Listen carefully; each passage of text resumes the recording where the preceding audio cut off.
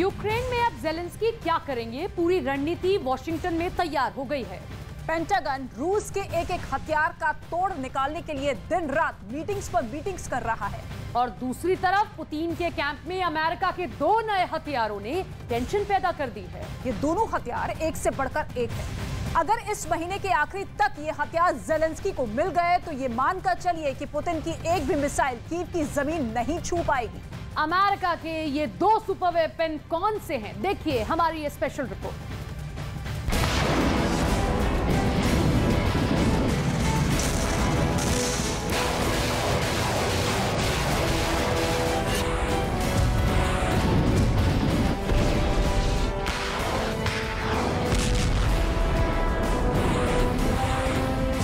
Zelensky की नजरें इस वक्त यूक्रेन के एक बेहद खास इलाके पर हैं।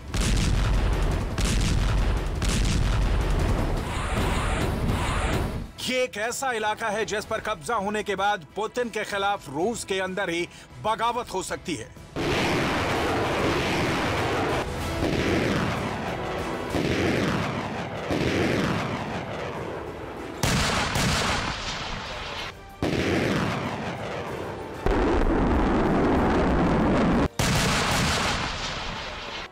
ये रूस के कब्जे में मौजूद यूक्रेन का एक ऐसा प्रांत है जो अगर ज़ेलेंस्की के हाथ लग गया तो क्राइमिया भी पुतिन के हाथ से निकल जाएगा और काला सागर में भी रूस की ताकत को धक्का लगेगा।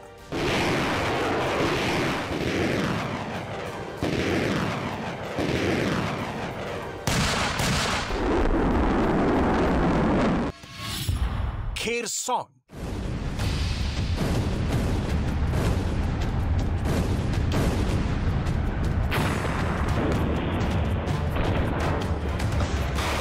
जीत की जो स्क्रिप्ट खार्किव में ज़ेलेंस्की ने लिखी है, अब ठीक वैसी स्क्रिप्ट ज़ेलेंस्की खेरसॉन में भी लिखने जा रहे हैं।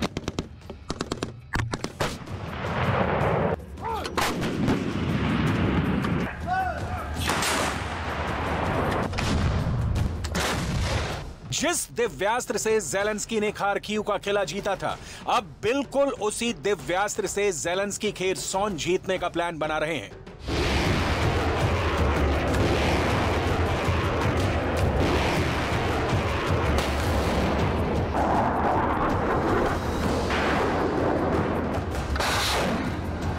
पुतिन के कैंप में बहुत टेंशन है, मीटिंग्स पर मीटिंग्स हो रही हैं, लेकिन अमेरिका का बनाया हुआ एक ऐसा दिव्यास्त्र ज़ेलेंस्की को एक बार फिर मिल रहा है जिसका कोई तोड़ अब तक पुतिन के पास नहीं है।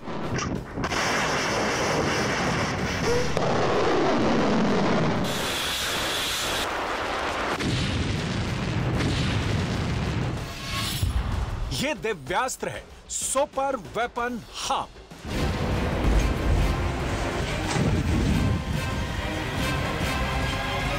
आखिर क्यों ये हार्म मिसाइल रूस का काल बन गई है, इसकी पूरी तहकीकात करेंगे, लेकिन पहले देखिए ये वीडियो जो रिलीज किया है यूक्रेन के रक्षा मंत्रालय ने।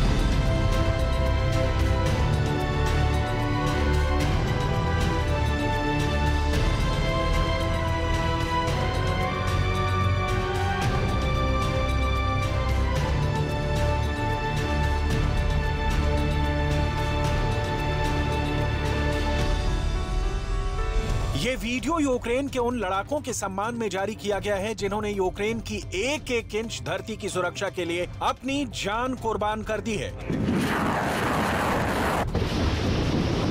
ज़ेलेंस्की ने खास अंदाज में यूक्रेन के सैनिकों को श्रद्धांजलि दी है। ज़ेलेंस्की एक सफल फिल्म अभिनेता रहे हैं और वो हर एक कार्यक्रम को इवेंट बनाने की ताकत रखते हैं। यूक्रेन के मारे गए जवानों को उनकी श्रद्धांजलि भी पूरी फिल्मी स्टाइल में है और ज़ेलेंस्की का हर डायलॉग चुना हुआ है जिसकी स्क्रिप्ट पहले से तैयार की जाती है और इस स्क्रिप्ट में सबसे ज्यादा जिक्र आजकल खेरसॉन का हो रहा है। Тільки за час від 1 жовтня і тільки на Херсонщині від російського псевдореферендуму було звільнено і стабілізовано понад 5000 квадратних кілометрів території і десятки населених пунктів. Є успіхи і на східному напрямку. Обов'язково настане день, коли ми прозвітуємо про успіхи і у Запорізькій області, у тих районах, які поки що контролюються окупантами. Настане день, коли ми скажемо і про звільнення Криму. Цими днями Європейський Союз рухається до запровадження 8 जिस तरह से हार्म मिसाइल का इस्तेमाल करके ज़ेलेंस्की ने खार्किव और इज़ियम में पुतिन की सेना को खदेड़ दिया था, अब वही हार्म मिसाइल अमेरिका ने दोबारा यूक्रेन को सप्लाई कर दी है।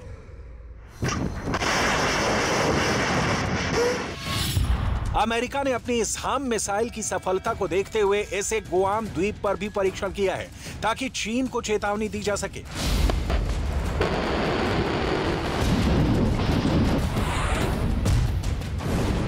खार्किव को फतह करने वाली ये हार्म मिसाइल जब पहली बार अमेरिका ने यूक्रेन को दी थी, तब इस मिसाइल की कहीं भी चर्चा नहीं हुई थी, लेकिन अब इस मिसाइल की पूरी दुनिया में मांग बढ़ रही है।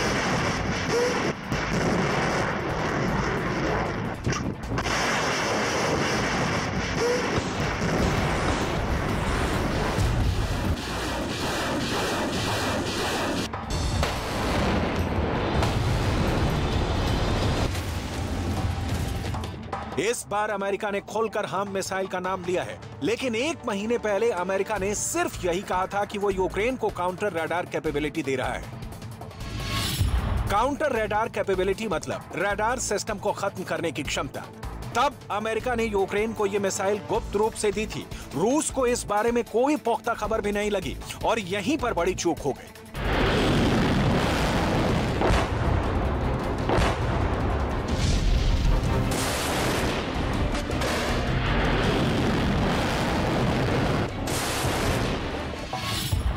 हार्म का फुल फॉर्म है high speed anti radiation missile.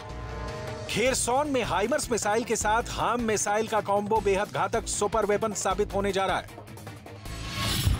Harm missile को अमेरिका की कंपनी रेथियान कॉर्पोरेशन ने विकसित किया है। हार्म मिसाइल की नोज में सेंसर लगे होते हैं। ये सेंसर दुश्मन के रडार सेंटर से निकलने वाली ऊष्मा और विकिरण को ट्रेस कर लेते हैं।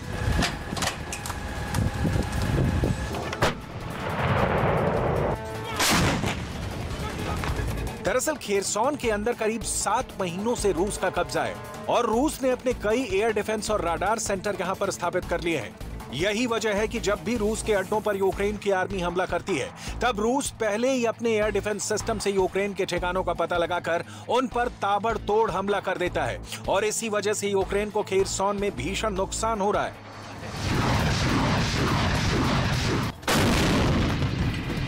लेकिन जब यूक्रेन की आर्मी खेरसॉन के अंदर अमेरिका से मिली हुई हार्म मिसाइल का इस्तेमाल करेगी, तो ये मिसाइल फौरन खेरसॉन के अंदर रूस के रडार सिस्टम और एयर डिफेंस सिस्टम से निकलने वाले रेडिएशन को ट्रैक कर लेगी और हमला करके रूस के रडार और एयर डिफेंस को बर्बाद कर देगी। खेरसॉन में रूस के एयर डिफेंस सिस्टम बर्बाद होते ही रूस को 2 नुकसान होंगे।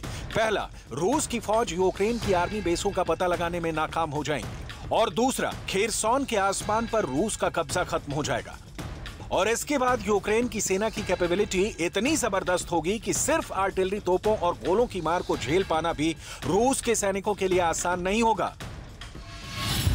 एजियम 88 हार्म की लंबाई 14 मीटर होती है।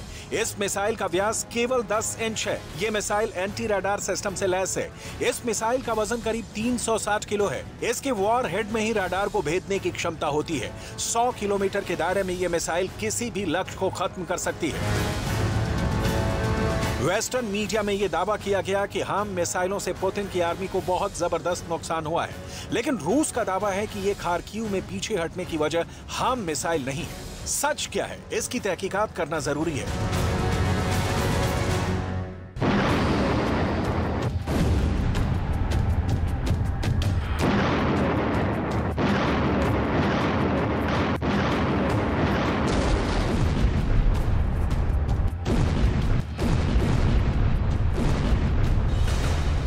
सवाल ये है कि आखिर खेरसॉन की स्थिति क्या है और खेरसॉन के लोग क्या कह रहे हैं। देखिए, ये खेरसॉन का ही एक गांव है जिसका नाम है वेलिका। इस गांव को अब यूक्रेन की सेना ने रूस के कब्जे से निकाल लिया है। रूस की फौजें यहां से जा चुकी हैं, लेकिन गांव का हाल देखकर पता चलता है कि यहां जंग कितनी भीषण हुई है। Дуже часто були прильоти, і коли осколки летіли або попадали в приміщення, у будинки і розносили їх вщент, да? А інше, коли від них потім йшли осколки, летіли, і ти прагнув заховатися. Тому, а потім, коли ти аналізуєш і думаєш, що ну не то, що краще, а що для тебе якось більш таке, що ти можеш вижити. Чи те, що прильоти ці є, чи в будь-який момент могли б вдарити прикладами по воротах. 7 महीनों तक यहाँ पर यूक्रेन के लोगों ने रूस का कब्जा देखा है। आखिर ये लोग युद्ध के बारे में क्या बता रहे हैं, जानना बेहद जरूरी है। Ну, якось чувствував себе несвободно. Ходиш і я ж кажу, що і оглядуюся, та ще зріння вже по старості, вже таке, не очень-то отличне. Ну, дивишся, вони тут крутяться і стараюся на їх не дивитися, бо що його в голові, непонятно. Сходить з автомату. अब ये खेरसौन की एक और ग्राउंड रिपोर्ट देखिए। ये खेरसौन का वो इलाका है जिसे आजाद करा लिया गया है और ये रूस के सैनिकों का साजो सामान है जो रूस के सैनिक छोड़कर भाग चुके हैं। ये कप और दस्ताने भी रूस के हैं। ये सामान रूस के सैनिक यूज करते थे। ये माचिस भी रूसी है। ये एक किताब है जो रूस से खरीदी गई है। देखिए, ये खाने पीने का सामान है जो तैयार किया जा रहा था, लेकिन तभी रूस के सैनिकों को मोर्चे पर जाना पड़ा।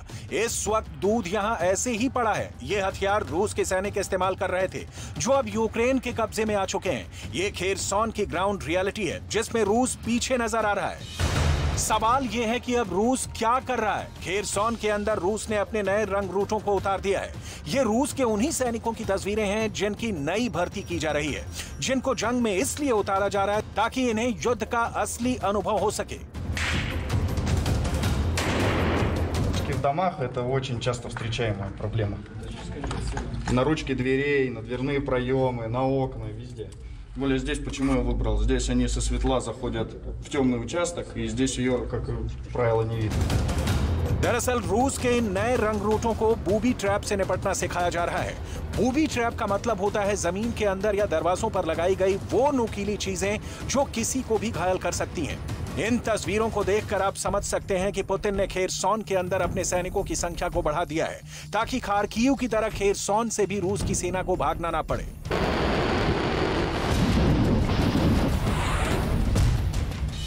फिलहाल हालात ये हैं कि ज़ेलेंस्की की फौज खेरसौन के अंदर लगातार आगे बढ़ रही है। खेरसौन का नोवोवोस्क्रेसेंस्के गांव यूक्रेन की फौज ने जीत लिया है।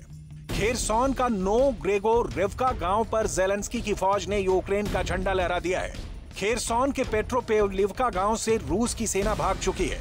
यूक्रेन के लोगों ने ये वीडियो बनाकर दावा किया है कि रूस के फौजी अपनी बख्तरबंद गाड़ियों और टैंक छोड़कर गांव से भाग चुके हैं। खेरसौन के ट्राइफोनविका गांव में भी यूक्रेन के फौजियों ने बहुत शान से यूक्रेन का राष्ट्रीय ध्वज लहरा दिया है। खेरसौन के डेविडीव इलाके पर भी यूक्रेन की फौज आगे बढ़ रही है। यहाँ भी यूक्रेन का झंडा लहरा रहा है। यही हाल खेरसौन के जोल्टा बाल्टा गांव का है। खेरसौन के गांव माइरोलू बीविका से भी रूस के सैनिक भाग चुके हैं। लेकिन पुतिन के लिए बुरी खबरों का दौर अभी खत्म नहीं हुआ है। इस वक्त एक और सुपर वेपन ने पुतिन की टेंशन बढ़ा दी है जो इसी महीने यूक्रेन पहुंचने वाला है, जिसका नाम है NASAMS। यूक्रेन के समर्थक कई ट्विटर हैंडल से यह दावा किया गया है कि अमेरिका का जबरदस्त एयर डिफेंस NASAMS इसी महीने के आखिर तक यूक्रेन पहुंच जाएगा और फिर इसके बाद कीव के अंदर रूस के लिए हमला करना बेहद कठिन हो जाएगा। पहले यह दावा किया जा रहा था कि NASAMS को यूक्रेन के अंदर डिप्लॉय करने में कम से कम 2 से 3 महीने का वक्त लगेगा। लेकिन पिछले हफ्ते ज़ेलेंस्की और जो बाइडेन के बीच जो बातचीत हुई थी उसमें ज़ेलेंस्की ने जल्द से जल्द NASAMS एयर डिफेंस सप्लाई करने की मांग की थी। NASAMS अमेरिका का सबसे भरोसेमंद एयर डिफेंस सिस्टम है। आपको जानकर हैरानी होगी कि अमेरिका के पास थॉर्ड और पैट्रियट जैसे जबरदस्त एयर डिफेंस सिस्टम है।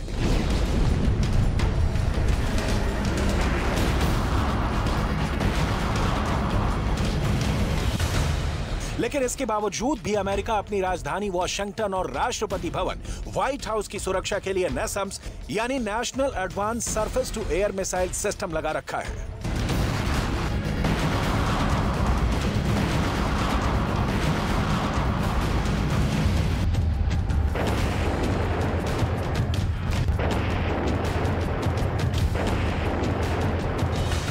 कस्टम्स के यूक्रेन पहुंचने के बाद ज़ेलेंस्की को सबसे बड़ा फायदा ये होगा कि यूक्रेन के बचे हुए शहरों को बचाने में ज़ेलेंस्की कामयाब हो जाएंगे और वो अपनी पूरी ताकत उन इलाकों पर लगा सकेंगे जो इस वक्त पुतिन के कब्जे में है।